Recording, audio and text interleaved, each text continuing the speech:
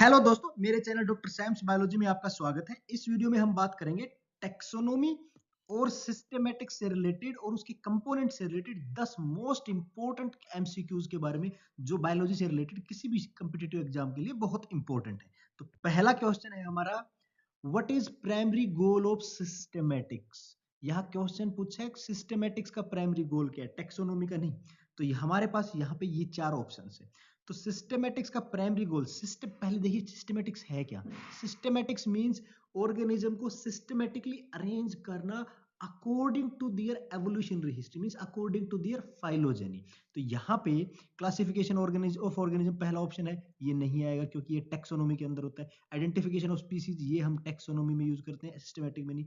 Scientific name, ये भी जो नेमिंग है वो टेक्सोनोमी में होती है। तो हमारा आंसर यहाँ पे देखिए बचता है बी, रिकंस्ट्रक्शन ऑफ फाइलोजेनी। तो हमें पता है सिस्टेमेटिक क्या है, अरेंजमेंट किसका, ऑर्गेनिज्म का फाइलोजेनी के अकॉर्डिंग। तो इसका मेन एम है फाइलोजेनी बनाना, क्योंकि फाइलोजेनी बनेगी तभी तो उसको हम अरेंजमेंट कर सकेंगे। तो हमारा आंसर होगा बी।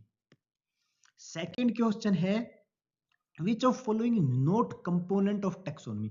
जो नीचे दिए गए उनमें से टेक्सोनोमी का कंपोनेंट कौन सा नहीं है, नोट है यहाँ पे, ये ध्यान रखिए। ये हमारे चार ऑप्शंस हैं। तो जो टेक्सोनोमी के कंपोनेंट कौन से, पहले हमें ये पता होना चाहिए। टेक्सोनोमी के चार component, DINC, description, identification, nomenclature और क्लासिफिकेशन। अब यहाँ पे कौन सा नेम है, देखो नोमेनक्लेचर आ रहा है, ठीक है ये है। आइडेंटिफिकेशन आ रहा है तो ये है, क्लासिफिकेशन भी आ रहा है तो ये सभी है। यहाँ पे एवोल्यूशन इसका कंपोनेंट नहीं है। ये चार कंपोनेंट होते हैं, डी, डिस्क्रिप्शन, आइडेंटिफिकेशन, नोमेनक्लेचर और क्लासिफिकेशन। तो एवोल्यूशन इसका नहीं है, तो हमारा आंसर होगा एवोल्यूशन सी। तो सी हमारा आंसर है यहाँ पे। नेक्स्ट क्वेश्चन है, the major premise of systematic is that there is. अब सिस्टमेटिक इसमें ये पूछ रहे हैं कि सिस्टमेटिक किस चीज पे बेस है। देखो हम क्या करते हैं सिस्टमेटिक्स में, जो ऑर्गेनिजम्स है उनको सिस्टमेटिकली एवोल्यूशनरी हिस्ट्री के साथ उनको अरेंज करते हैं। तो ये मेजर बेस क्या है उसका, ये ऑप्शन है हमारे। तो इसका मेजर बेस ये है, एवोल्यूशनरी हिस्ट्री से हम क्यों अरेंज करते हैं, क्योंकि हमें पता है जो लाइफ है वो एक ही किसी भी ऑर्गेनिज्म से स्टार्ट हुई थी और उसके बाद वो इवोल्व हुआ है और अलग अलग ऐसे अलग अलग ब्रांचेस निकली है। ठीक है, तो इस तरह से एक कॉमन एंसेस्टर रहा है। तो यहाँ पे वन फाइलोजेनी ऑफ लाइफ इसका आंसर आएगा, क्योंकि लाइफ, पूरी लाइफ की एक ही फाइलोजेनी है, मतलब एक ही ऑर्गेनिज्म था जो, जिसके अंदर एवोल्यूशन हुआ और उससे अलग अलग ब्रांचेस निकली, फिर अलग अलग ब्रांचेस। तो इस तरह से तो हमारा आंसर आएगा वन फाइलोजेनी ऑफ लाइफ। इस पे बेस्ड है भाई पूरी की पूरी सिस्टमेटिक्स। नेक्स्ट क्वेश्चन है, monophyletic group consist of, mono means single, phyletic means phylogeny. तो हमारे पास ये चार ऑप्शन है। तो मोनोफाइलेटिक का मतलब क्या हुआ, एक ही फाइलोजेनी, मतलब जब एक ऑर्गेनिज्म है उससे इस तरह से डिसेंडेंट है उसके, ये इस तरह से। तो यहाँ पे इसके जो डिसेंडेंट है ये एक ही ऑर्गेनिज्म से ही, इनका एक ही क्या है, एंसेस्टर है। तो यहाँ पे देखिए एक common ancestor and all it's descendant. तो हमारा पहला ही आंसर रहेगा, क्यों, क्योंकि कॉमन एंसेस्टर है ये और बाकी इसके डिसेंडेंट है, इसी को बोलते हैं मोनोफाइलेटिक ग्रुप। कोई एक ग्रुप जिसमें ये देखिए ये क्या है, एक एंसेस्टर है और बाकी सभी इसके डिसेंडेंट्स हैं। अब मान लीजिए इनके आगे ब्रांचिंग होगी, इसकी आगे ब्रांचिंग होगी, तो ये सभी किसके डिसेंडेंट है, ये कॉमन एंसेस्टर है, इसी को बोलते हैं मोनोफाइलेटिक ग्रुप। तो हमारा आंसर होगा ए, ये हमारा यहाँ पे आंसर होगा। अब आ जाते हैं हम नेक्स्ट पे, विच of following best describe A cladogram.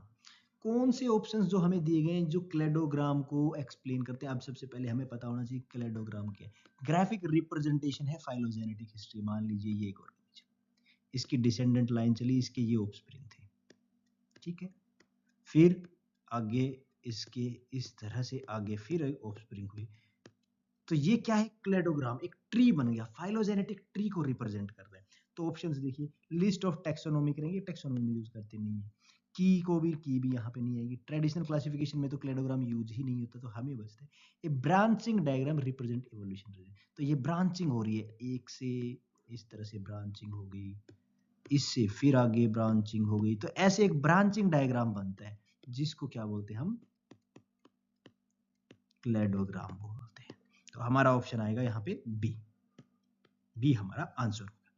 इसके बाद नेक्स्ट है what is the correct order of 4 component of taxonomy. देखो पीछे भी हमने क्वेश्चन में किया था, टैक्सोनॉमी के 4 कंपोनेंट है और उसके करेक्ट ऑर्डर क्या है, ये ऑप्शन।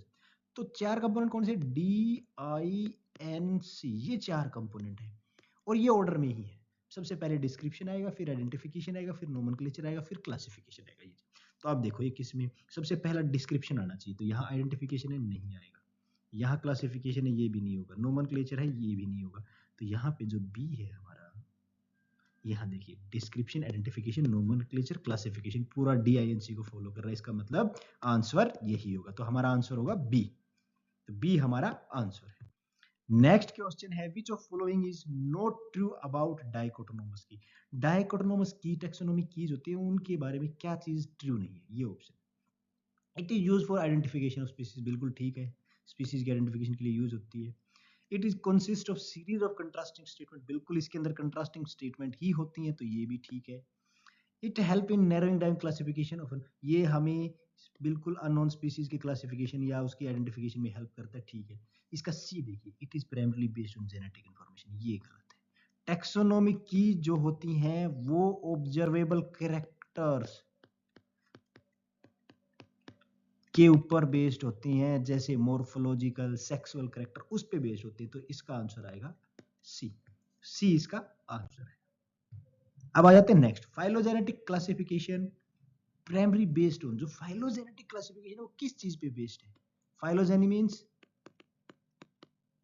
एवोल्यूशनरी हिस्ट्री, तो किस पे बेस्ड, ऑप्शन देख लेते हैं। मोर्फोलॉजिकल सिमिलरिटीज, बिल्कुल गलत बात है। आर्टिफिशियल ग्रुपिंग, नहीं। फिनेटिक ओवरऑल सिमिलरिटी, फिनेटिक मतलब होता है ओवरऑल सिमिलरिटी, नहीं। तो ये यहाँ है एवोल्यूशनरी रिलेशनशिप, पहले हमने कहा एवोल्यूशनरी हिस्ट्री, तो आंसर आएगा बी। बी आंसर होगा हमारे यहाँ। What does phenetic classification primary rely on. अब ये कह रहा है कि फिनेटिक क्लासिफिकेशन किस टाइप का क्लासिफिकेशन होता है, किस पे रिलाई। फिनेटिक का मतलब होता है overall similarity, overall similarity between organisms, organisms के बीच में ओवरऑल सिमिलरिटी क्या है, इस पे बेस्ड होता है। ऑप्शन देख लेते हैं। पहला ही हमारा यहाँ आ गया, overall similarity of organism. Evolutionary नहीं है, डीएनए सीक्वेंस नहीं है, फोसिल एविडेंस नहीं, तो ये ऑप्शन हमारा पहला ही ऑप्शन आ जाएगा, ए हमारा यहाँ पे आंसर होगा। Which of the following statement is correct regarding systematics and taxonomy. ये कह रहा है टैक्सोनॉमी और सिस्टमैटिक के रिगार्डिंग कौन सी स्टेटमेंट, जो नीचे 4 स्टेटमेंट दी होंगी, कौन सी करेक्ट है वो ढूंढनी हमें। Systematic is entirely different from taxonomy, ये गलत बात है, दोनों ही रिलेटेड है कहीं ना कहीं। Taxonomy and systematics are same, थोड़ा सा डिफरेंस होता है, सेम नहीं होती, तो ये भी गलत। टैक्सोनॉमी इंक्लूड फाइलोजेनेटिक रिकंस्ट्रक्शन, नहीं।